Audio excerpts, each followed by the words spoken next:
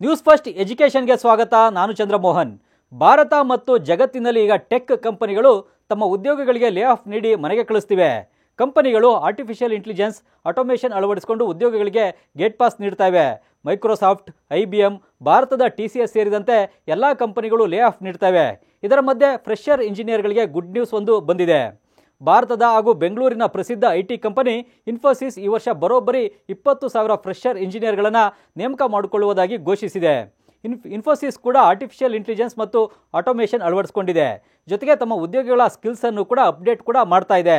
ಇನ್ಫೋಸಿಸ್ ಕಂಪನಿಯು 2025-26ರಲ್ಲಿ 20,000 ಫ್ರೆಷರ್ಗಳನ್ನು ನೇಮಕ ಮಾಡಿಕೊಳ್ಳುವ ಗುರಿಗೆ ಬದ್ಧವಾಗಿದೆ ಅಂತ ಇನ್ಫೋಸಿಸ್ನ CEO ಸಲೀಲ್ ಪಾರಿಕ್ ಹೇಳಿದ್ದಾರೆ.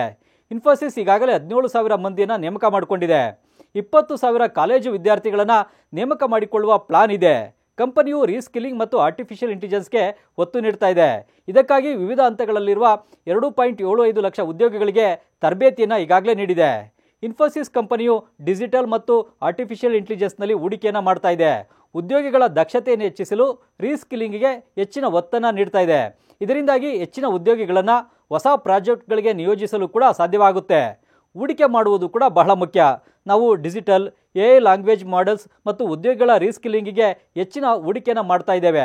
ಈ ಹೂಡಿಕೆಯನ್ನು ಬೆಂಬಲಿಸಲು ಆಂತರಿಕ ದಕ್ಷತೆಗೂ ಹೆಚ್ಚಿನ ಒತ್ತು ನೀಡ್ತಾ ಇದ್ದೇವೆ. ಇದರಿಂದಾಗಿ ಹೆಚ್ಚಿನ ಉದ್ಯೋಗಿಗಳನ್ನು ಹೊಸ ಪ್ರಾಜೆಕ್ಟ್ಗೆ ನೇಮಿಸಲು ಸಾಧ್ಯವಾಗುತ್ತೆ ಅಂತ CEO ಸಲೀಲ್ ಪಾರಿಕ್ ಹೇಳಿದ್ದಾರೆ.